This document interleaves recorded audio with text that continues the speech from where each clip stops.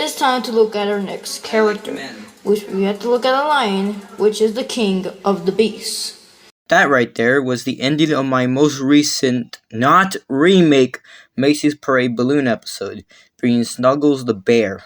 When I said the next character was going to be Linus the Lionhearted. Okay, I didn't write out said it was going to be him, but I did give a hint that it was going to be him. However, I did not make the episode. Instead, I made an April Fool's joke in 2022 that I said I was done with Macy's Parade Balloons and I was not going to make this episode. Well, 2 years later, and the wait has come as we finally do the episode that had been in the makings for 2 years.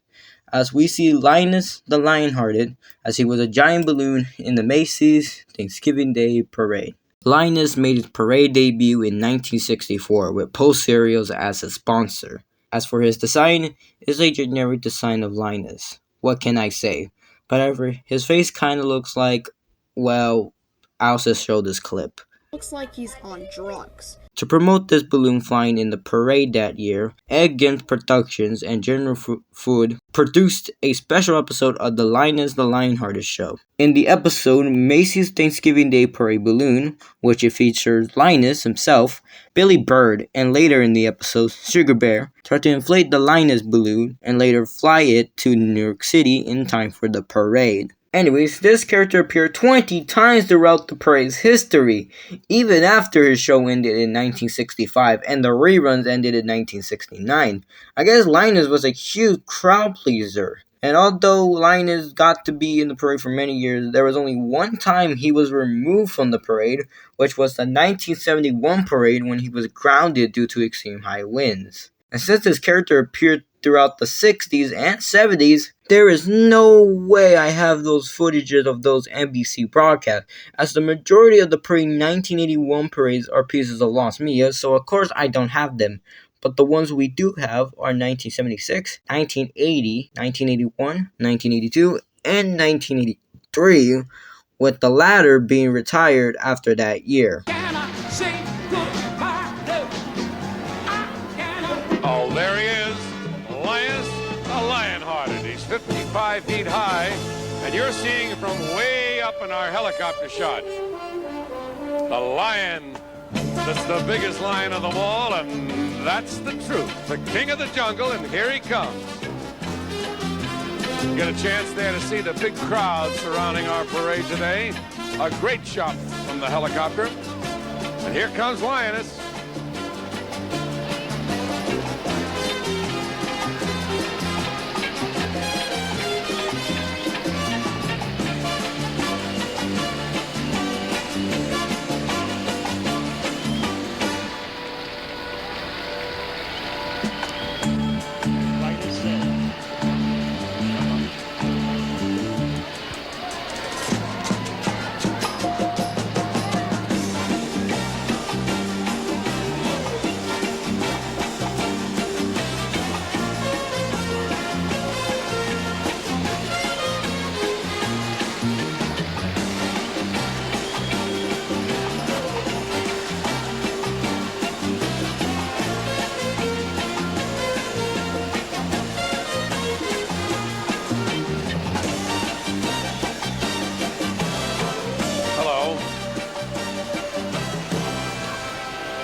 There he is, the king of the jungle.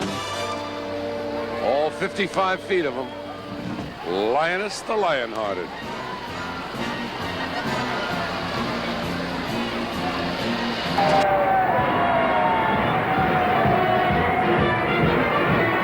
Yay for Popeye.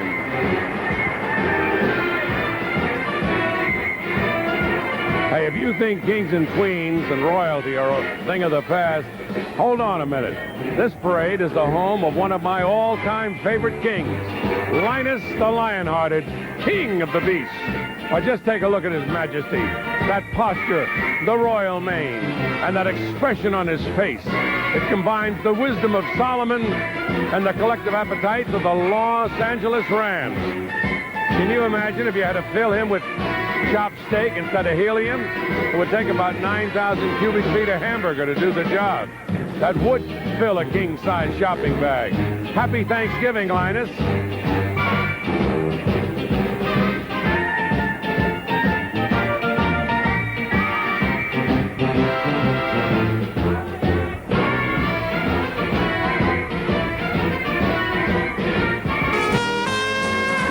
spiritual couple happen to look behind them, they might be in for a bit of a Thanksgiving Day scare.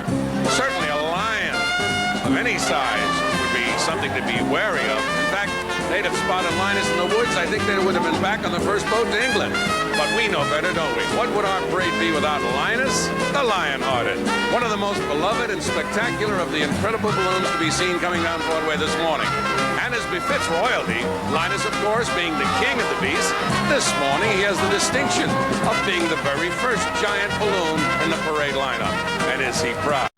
You know, I've never seen him standing taller or looking happier. Could be he's also thinking of his Thanksgiving dinner coming up. How many turkeys do you think you'd have to put in front of that fella?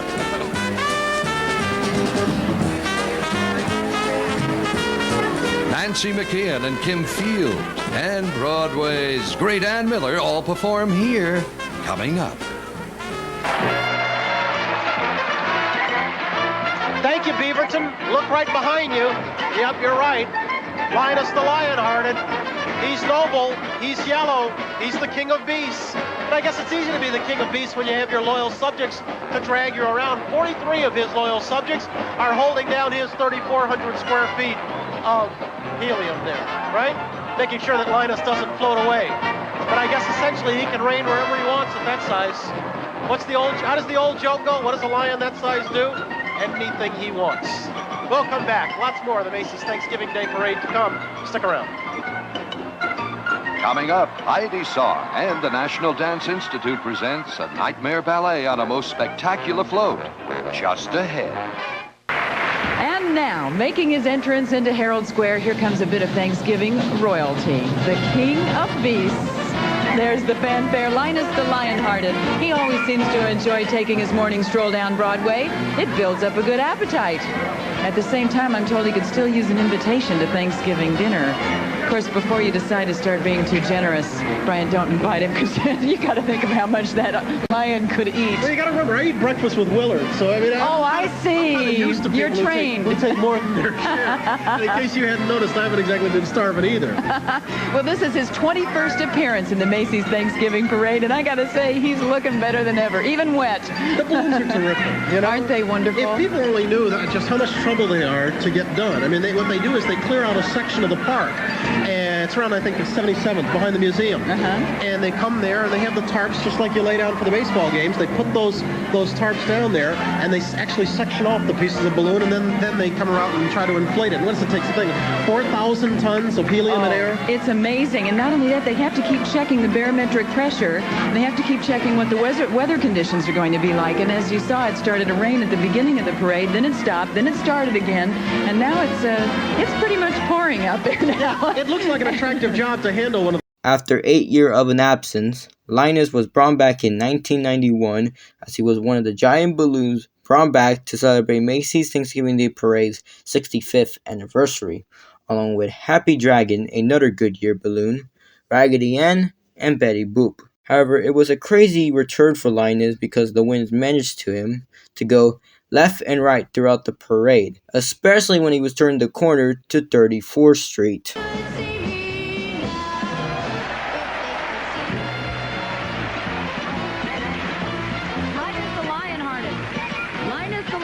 An Imperial Highness, if there ever was one, makes an historic appearance today. This lofty feline first flew down Broadway in 1964 and quickly became a parade favorite. He measures 55 feet from his whiskers to his tail, and it takes 9,000 cubic feet of helium just to keep him afloat. He's the king of the beasts, all right. Thank you. Whoa! Oh, here he comes. I'll grab his tail. Oh, I was wondering. He just went right past us. We got a swipe of his tail. I have a souvenir, I think, and he almost got a bad weatherman.